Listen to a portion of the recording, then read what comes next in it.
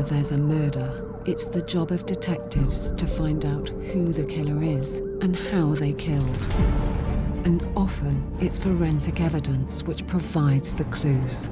The finding of his DNA wasn't just on the murder weapon, it was on a most important part of the murder weapon. This evidence was the breakthrough that we needed. The forensic evidence in this case was crucial. In this series, we shine a light on how cutting-edge forensic techniques and the power of science brought the most dangerous killers to justice. A truly horrific criminal, a monster.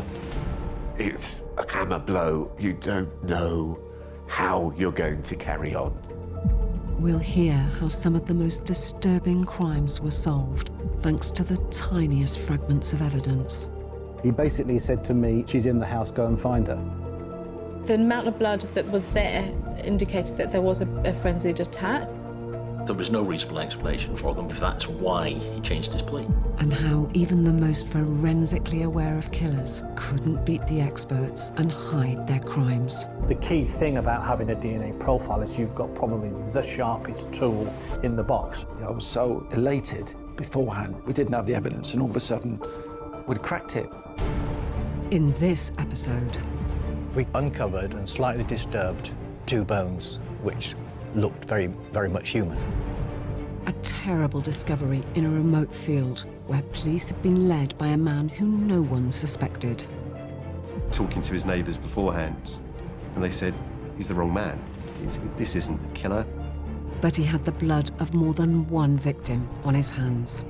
He was asked, anything else you want to say? And he said, would you like another one? This is Forensics, Catching the Killer.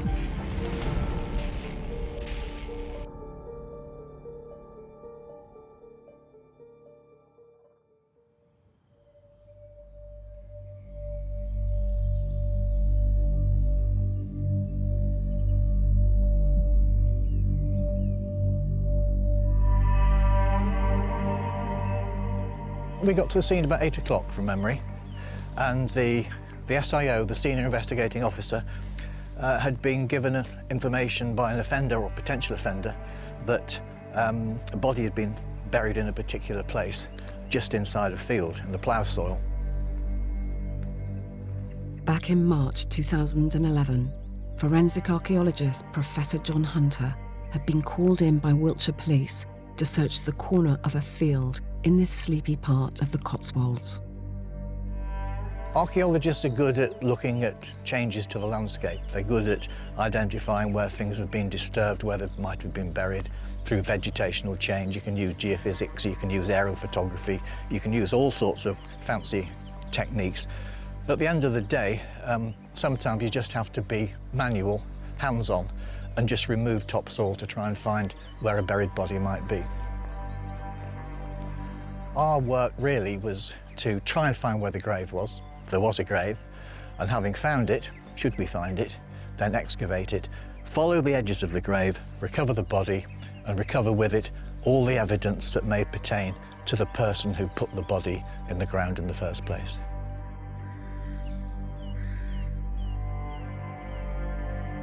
But locating a buried body in an area such as this is far from straightforward. The information we got was quite limited, but that's not unusual. In our experience, when people say they've buried a body in a certain place, the chances are, because of landscape change and time and memory, it's usually not quite in that place. It's usually 10, 20, 30 metres away or in a completely different location. So if someone says there's a body here, then it may not be in that exact place. Despite a full day of searching, frustratingly, Professor Hunter failed to locate the body. We came back the second day, continued our small trenches by hand, using hand shovels, and then decided that it would be easier, more economical, to get a machine in. A machine with a wide bucket, about 3 foot wide, without teeth, and then just draw away the topsoil in a particular area. And the first thing we did was get this machine. We marked out an area roughly about 12 by 8 metres, and systematically got the machine, and a very skilled driver, to strip off the soil at about 10 centimetres depth on each occasion. Finally, the earth yielded the terrible discovery which John and his team had been searching for. As the machine was skimming away carefully, it uncovered and slightly disturbed 2 bones, which looked very, very much human. And everything stopped immediately at that point. Everybody rushed in and stopped, and no one touched anything.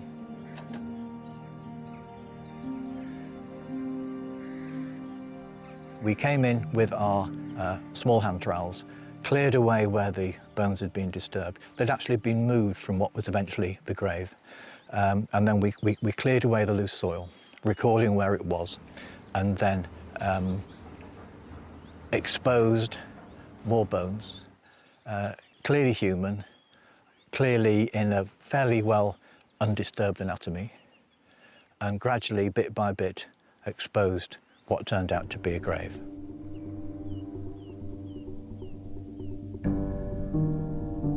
It took us quite a while to excavate the body, and the first thing that was clear was that it was a very, very shallow burial. Maybe 20, 30 centimetres dug into hard rock, which would explain why it was shallow. Whoever buried the body there can't have known that it was going to be that hard to dig a body into the ground. The fact that it was close to the edge of the field, where there was deeper soil, plough soil, made it slightly easier, I suppose. But it was very obvious that the body was laid out on its back, but it wasn't all present. The contents of the grave were as sad as they were terrible. Local TV reporter Rob Murphy visited the scene. Only partial remains, awfully, missing her skull, her hands and her feet. Successfully finding the body was only the first part of the investigation. The next crucial stage was identifying the victim.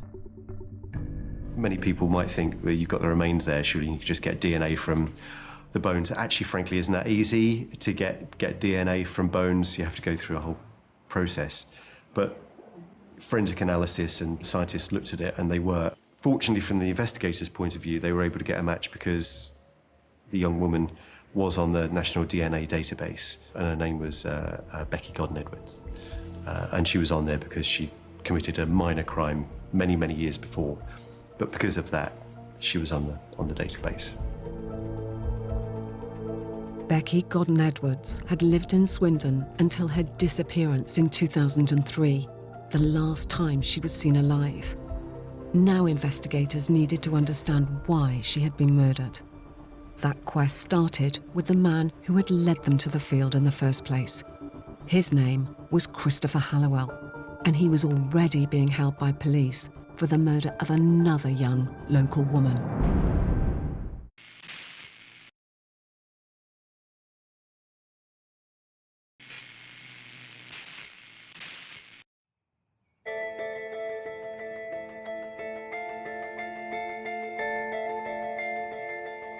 In March 2011, Wiltshire police had found the skeletal remains of a young woman called Becky Godden-Edwards. She was buried in a field in Gloucestershire. She was last seen in 2003, getting into a taxi cab one night in the nearby town of Swindon. But Becky's disappearance was never solved at the time. Could the disappearance of another young woman in Swindon 8 years later help police solve what happened to Becky? At around 9:45 a.m. on the 19th of March 2011, police received a call from a worried young man. His girlfriend, Sian O'Callaghan, had failed to return home from a night out, even though she had texted him at 3:45 a.m. and was seen on CCTV leaving a nightclub at 2:52 a.m. Ordinarily in these cases, the first thing to do is to speak to friends, family. Is there a reason why she hasn't come home? Obviously, there are a number of reasons why people don't come home, but quite quickly it was established that this was very unusual and she'd not done it before. Detective Superintendent Sean Memory was part of Wiltshire Police's major investigation team when Sian disappeared. She was in a stable relationship, she had a loving family, and there was no obvious reason why she wouldn't have got home that evening. And so within a matter of hours, a major investigation was launched. People were worried. Actually, this was clearly something different. What we knew about Sian was often we get a steer from the police about missing people. You know, often these people have gone missing before, they may have chaotic lifestyles, they might have had something in their life recently which has been, has caused them to want to disappear. But the intelligence that we got straight away, none of this was the case here. This was different. The weekend passed with no trace or word from Sian. The only clue was from her mobile phone records, which sounded even more alarm bells. What the police told us was Sian's mobile phone was no longer pinging off the masts here in central Swindon. It was pinging off a mast in Cadley, which is in Savernake Forest, which is 10 miles away. And that's utterly frightening because she has no reason to be there.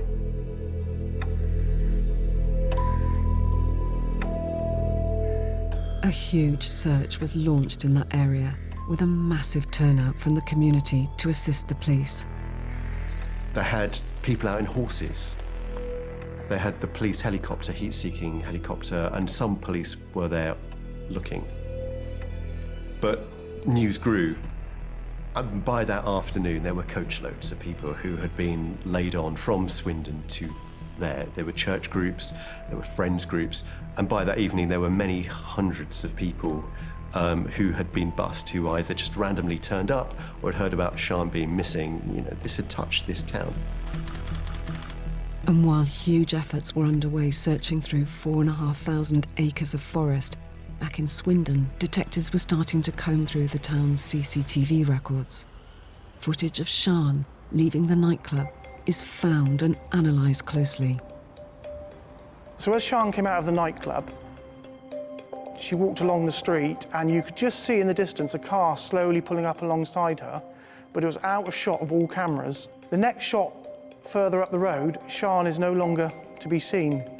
So there's a fairly strong inference to be drawn that she got into that vehicle, which at that point was completely unknown. The image was not clear enough to identify the vehicle in the distance, but there were other clues the police could work from. So one of the first things the investigation did was send it off to an expert. Could you identify from the headlights what type of make, model of vehicle that was? From that, it was established that it could be a Toyota Avensis, which obviously narrows down the type of vehicle you're looking for. And quite unusually, as the vehicle went by, you could see like a shiny sticker or similar on one of the passenger doors. Again, not particularly visible because of the quality of the camera, but quite an identifying feature. The first thoughts for the team was this a taxi? It's unusual to have a sticker, you know, sort of 2 foot by 3 foot stuck on the side of a car, but without a registration number, there were probably several hundred taxis not only working in Swindon that night, but travelling in from nearby towns. To try and narrow down the search for the suspect vehicle further, police then called up the many hours of footage from patrol cars equipped with ANPR, automatic number plate recognition. That search led to a staggering find. A passing patrol vehicle earlier on in the evening had passed a Toyota Avensis. No offences disclosed, but it had recorded the registration number of the vehicle, which revealed Christopher Halliwell as a registered keeper. Who was Christopher Halliwell, and might he know where Sian was? He was a regular complainer to the police when people either run away from his taxi or he witnessed assaults or was assaulted himself. So he was in our system, so it's a complete shock that a taxi driver who we all should trust should be the main suspect. Further digital analysis linked Halliwell's car even more closely to the last sighting of Sian on CCTV. The next thing to think about is Sian alive? If she's alive, do you want to notify Christopher Halliwell that he's a suspect? So do you stay covert, or do you go over and arrest him? The decision made that day was to stay covert and place him under surveillance.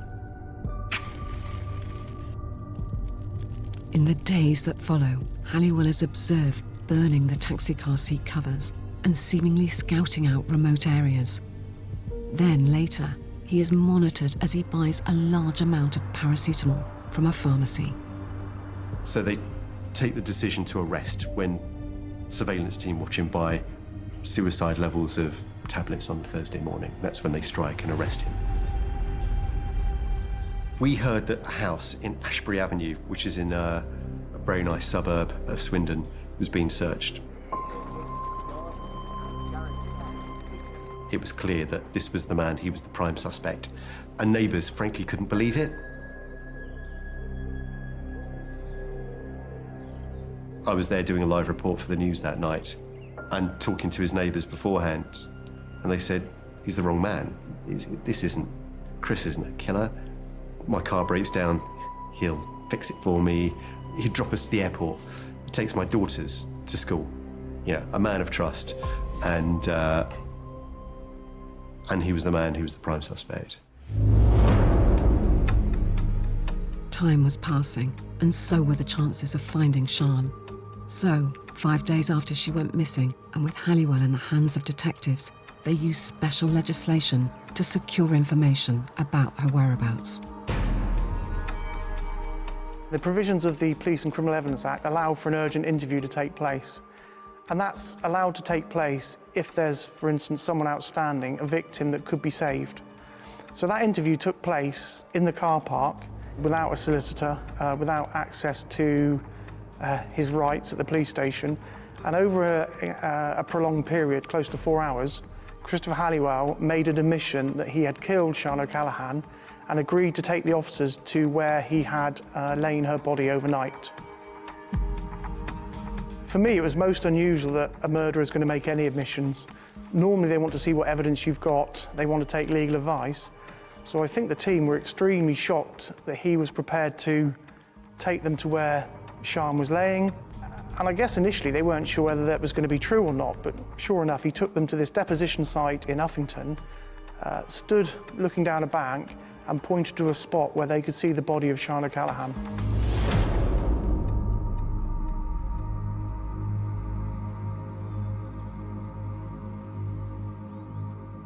Immediately, detectives set up a crime scene around Sian's body and tried to keep Halliwell talking.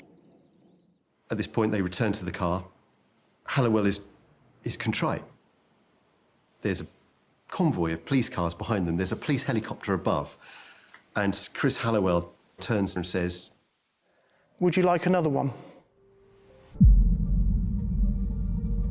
In the history of my career, this had never happened before. And do you want another one? What did that actually mean? So of course you're going to say, well, what have you got, Christopher?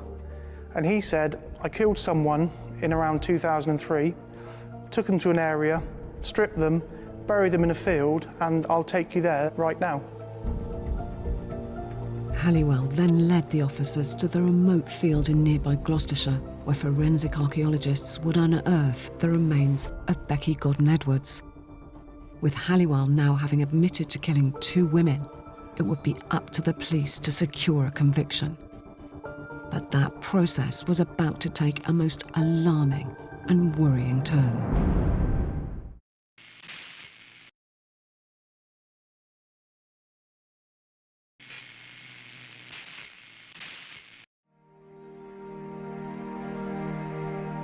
In March 2011, a taxi driver in Swindon called Christopher Halliwell had admitted to the murders of 2 women, some 8 years apart, and he'd revealed the sites of where he had left both their bodies.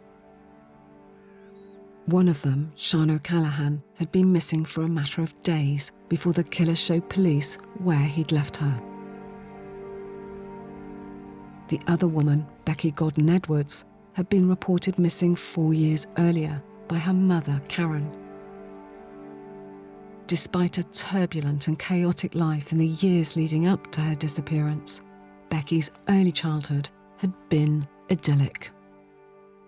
She was such an angelic little girl, and I always say sugar and spice and all things nice. That was Becky, and she really was a sweet little girl.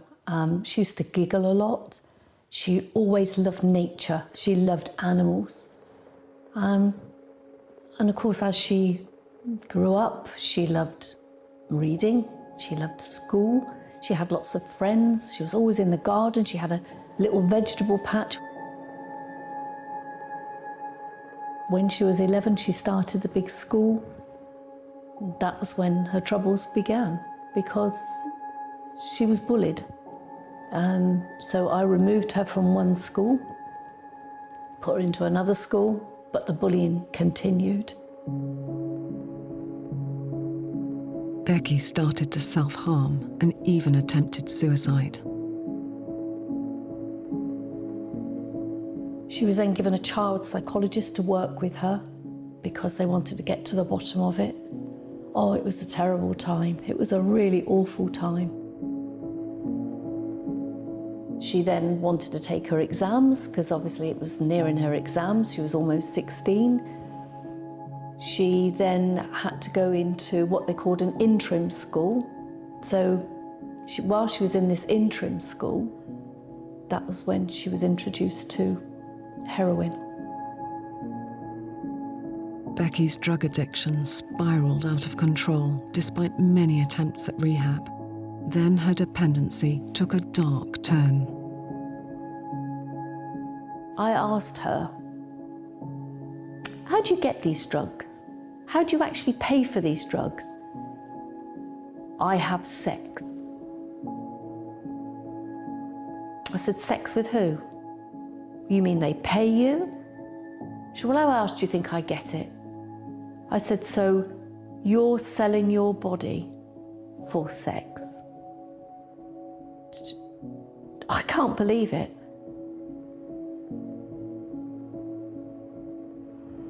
Karen did everything she could for Becky. You know, this is a middle-aged mum living in a beautiful house in the outskirts of Swindon. She would go out and score drugs for her daughter, so her daughter wouldn't have to do it, you know.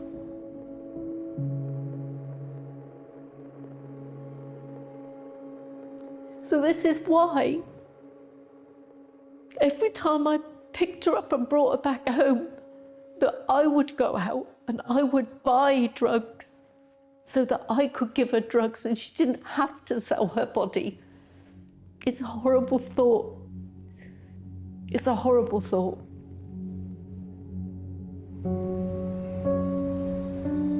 But despite Karen's selfless efforts to protect her daughter from sex work, Becky's dependency worsened. And after being involved in petty crime, then convicted of burglary, she decided not to come back to the family home, but to stay instead with a friend. She said to me, Mum, I can't keep putting you through this. She said, I love you, Mum. I can't keep putting you through this. She kissed me on the cheek. And she said, I'll come back when I'm clean. And she just walked away and I could see her just walking away. And that was the last time I ever seen my daughter alive. It was awful. It was awful. Becky's family tried to track her down over the months and then years that followed. But despite reported sightings of Becky by various acquaintances of her family, she never returned. Even though people had said they'd seen her, there was something inside of me just felt it wasn't right.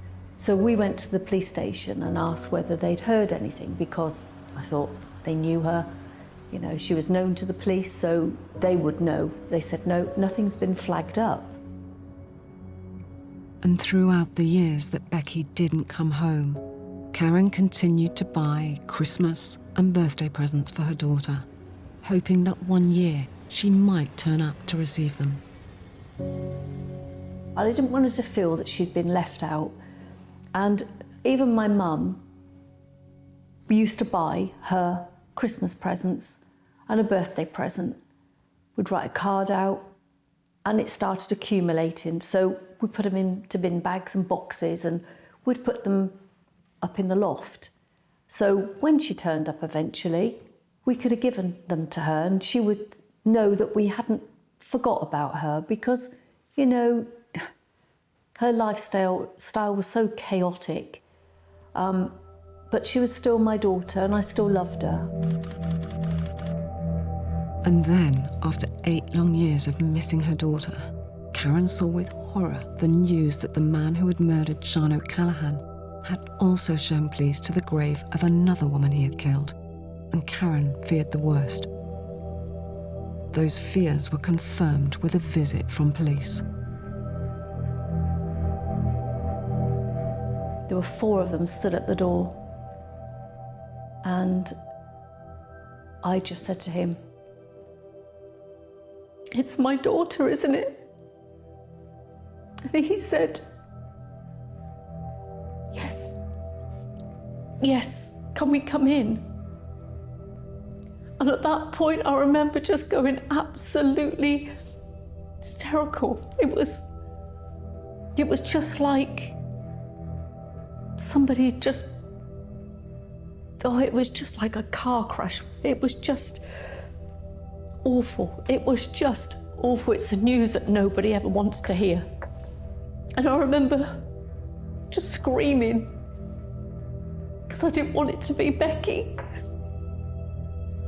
With the discovery of 2 victims, the entire community was stunned and 2 families left utterly heartbroken.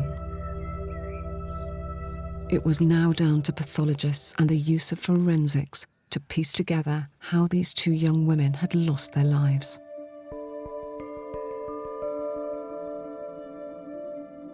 Becky's partial skeletal remains would not give up clues easily, but the recent deadly attack on Sian O'Callaghan would be easier to document. So the post-mortem revealed that Sian had received a blunt blow to the back of the head, probably with a knife. There was also some indication that she'd been subjected to a sexual assault. Halliwell was tried for the murder of Sian first. He pleaded guilty at Bristol Crown Court and was given a life sentence with a minimum term of 25 years. Abuse is hurled at this man as he's led from the court. He walks out, again under the blanket, into the back of the van screeches off, and the mob again are furious. They run down the street after him. But there was no justice for the family of Becky Godden-Edwards due to the way in which Christopher Halliwell, who now denied her murder, had shown police to her grave. The only thing that led Halliwell to this body in a field was the confession he had given. And the confession hadn't been given properly in the eyes of the law. And so there was a big legal argument in private, and the judge sided with Halliwell that it wasn't admissible, that they could not show to a jury this confession. So effectively, the Becky charge was dropped. They could proceed with Sian because they had DNA links with Halliwell on her body. Some of his saliva was found on her body, and there was some of Sian's blood found in his car. So he admitted Sian's murder in 2012, but the Becky charge was effectively dropped, to the horror of Karen Edwards, Becky's mum. We were told that we weren't allowed to talk about it to anybody. The judge had put a gagging order on us, meaning that he was only going to stand trial for Sian's murder. Sadly, there was no justice for the family of Becky. It had almost been forgotten. And that is why, at that point, I thought, I've got to campaign now. I've got to get this case reopened.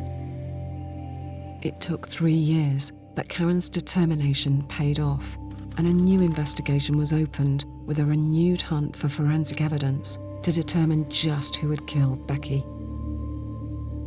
When I took over this investigation, I met with Karen Edwards and I made her a promise that I would do absolutely everything I could to bring justice for her and her family for the murder of their daughter.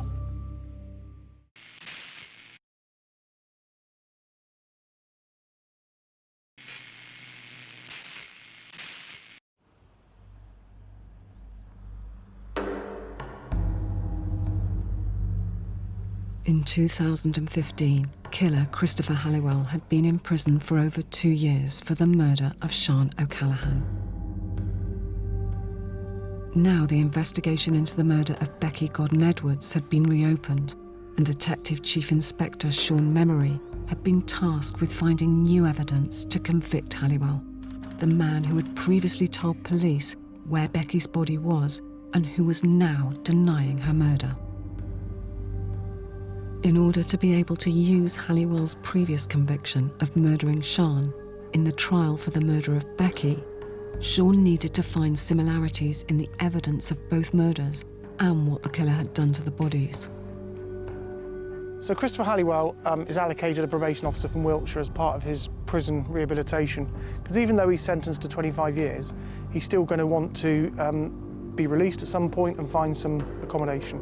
So part of that process was he's seen by a Wiltshire probation officer. He was quite loose-lipped with her. He said a number of things to her about what had happened to Sian, which he'd not said to the police. And one of them was that he'd killed her in Ramsbury, stripped her clothes and placed the items in a pond.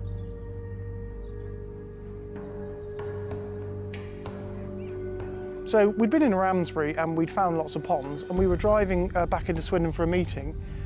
We just drove along and happened to see this pond. It didn't appear on any maps, which was a bit strange. So we just stopped and we sort of tried to put ourselves in the shoes of Christopher Halliwell. Was this the sort of pond that he would have used?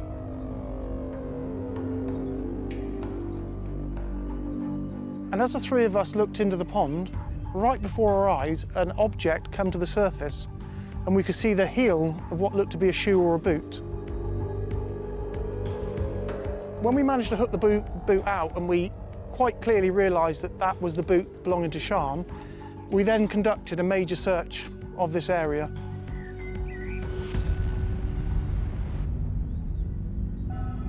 I think in investigations you do make your own luck, and whilst this wasn't a pond that we planned on searching, the fact that we were in here looking around at the right area, we had a bit of luck, and I wanted to be able to use the conviction of Christopher Halliwell for the murder of Sian as part of the evidence. It was much stronger to say to a jury that the man in front of you is already convicted of a murder. Finding Sian's boot was a vital piece of evidence, one of many which helped prove that both she and Becky had been stripped of their clothing after they had been killed. Sean then turned to the items that were recovered from the killer's home, but there were over 3,000 of them. In the shed where he lived, a spade was found, and my first thoughts were, could he have used it to dig the deposition site? Could there be some evidence on this spade? So we sent it away for analysis, and to be honest, I was hoping maybe Becky's blood would be on it or something similar. At this point, I met Lorna Dawson, a soil expert from Scotland.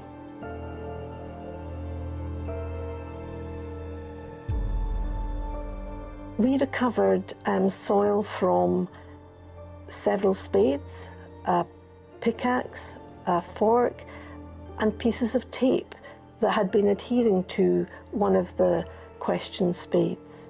And from all those items, we were able to recover individual sources of aggregates less than a millimetre in size and analyse those individually.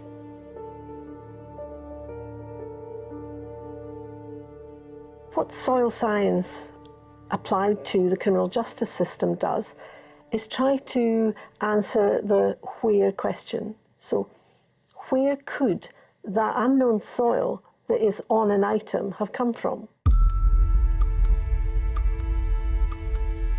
Using samples of soil taken from the field around Becky's unmarked grave, Lorna returned to the laboratory to see if those samples matched the material found on Halliwell's spade. We look at them using a macro lens, describe the colour and texture, and then under the microscope we examine them further to look for any artefacts, such as pieces of vegetation, hairs or fibres that might be retained within the soil. Then we take that same sample, hand grind it, and take a portion out and extract it for the organic profile. So that's the profile that's left behind by decomposing vegetation that has grown at that location. The other portion of the aggregate is prepared for the mineralogy of that sample, so that reflects the geology, so the rocks that are underneath that soil from where that soil has developed. So we get both aspects of the soil quantified, and then we can compare that with the known samples where we know they've come from, which are called the reference samples. I was completely blown away when she phoned to say it was so unique in that field that it matched it as close as DNA to the soil on the back of the spade. There was quite an unusual organic profile, so not just a common grass profile or a common woodland profile. This was quite an unusual signature that we got. At that moment, it really built our confidence that it was extremely likely that those soil aggregates had come from the location where the remains were found, rather than any other location. Because indeed, in that corner of the field, as it turned out, we heard after this that the farmer he'd not used this particular corner of the field. So unusual weeds and unusual vegetation had grown there, and that's why we got this really distinctive organic profile, nowhere else in the sample database. This evidence was the breakthrough that we needed. This basically put that spade at the deposition site. I now needed to put that spade into the hands of Christopher Halliwell and also find some other evidence to support that he was there on that night. With physical evidence made available through forensics, Detective Superintendent Sean Memory went on to seek more proof. That proof came when his investigations discovered two key incidents which had occurred in the days around Becky's disappearance back in 2003. Through some research, we identified that on that very night that we thought Becky had gone missing, Christopher Halliwell broke down less than a mile away from the deposition site. He'd run out of petrol. Was that poor planning on his behalf? But it placed him very close to this rural location. Furthermore, we were able to identify that on the day, later on in the afternoon, he had an emergency appointment at his doctor's.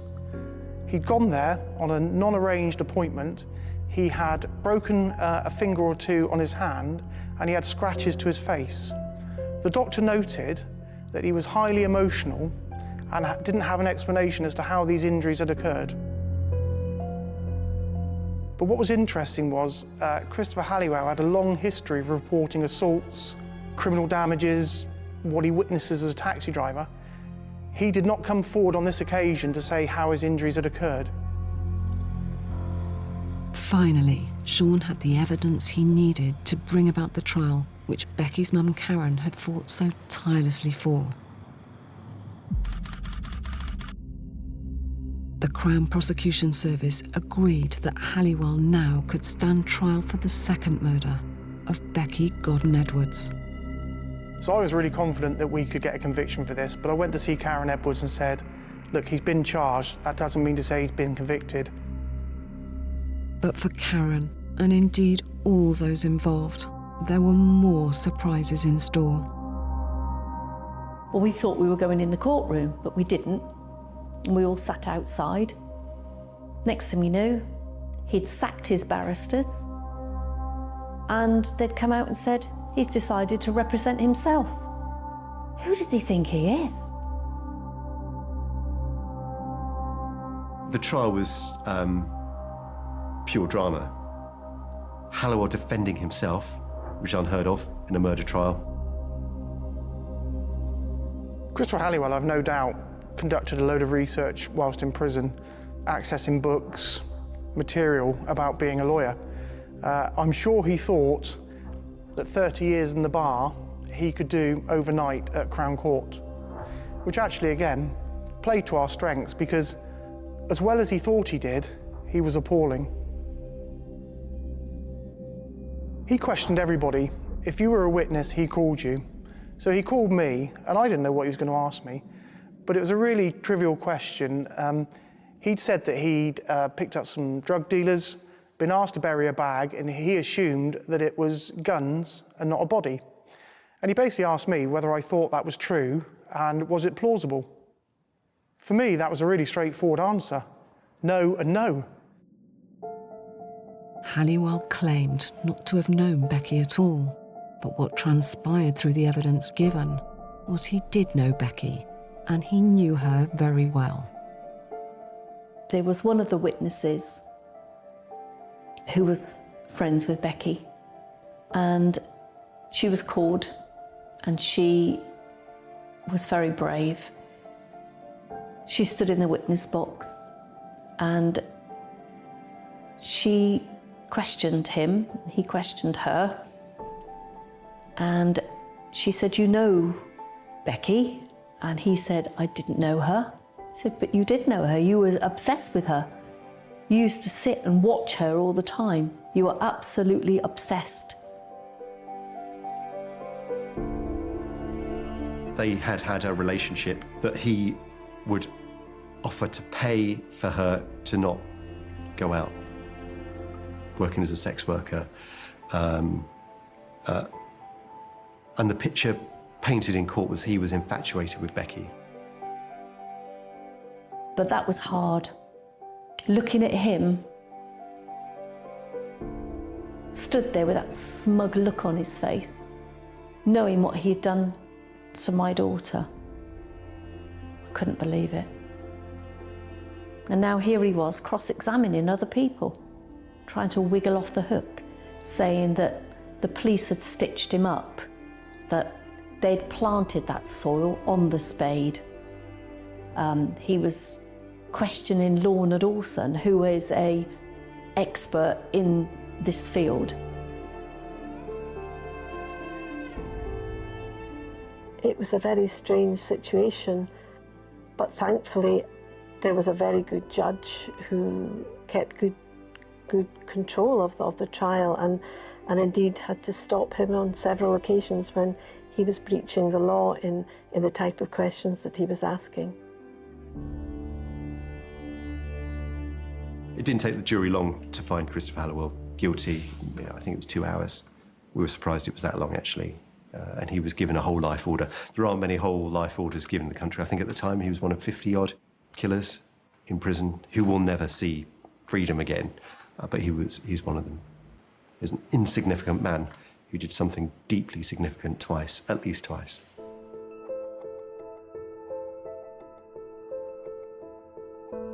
The satisfaction for me is for Becky's family. They'd been denied justice. They'd been denied a proper burial. They'd been denied knowing for 8 years what had happened to their daughter. That's what this should all be about, really, about young Becky, whose mum adored her, whose brother loved her, and was just, a free spirit, and was adored and loved back, and was a big personality by all accounts. And this should be about her, not the man who took her life. Finally, Becky's family got the outcome they had fought so long and hard for. It had taken 5 years, 2 investigations, and importantly, the use of forensic evidence to secure the conviction of the man who had murdered their beloved daughter. But it was a bittersweet moment for them. Yeah, it was hard. We all went down to the pub and we all raised a glass. And we'd put on the Justice for Becky page. We're all going to raise a glass tonight for Becky. And it was lovely because All the photographs were coming through with people raising the glass. It was just amazing. And we done it. We done it. I'll never get my little girl back. But we got justice. We got justice.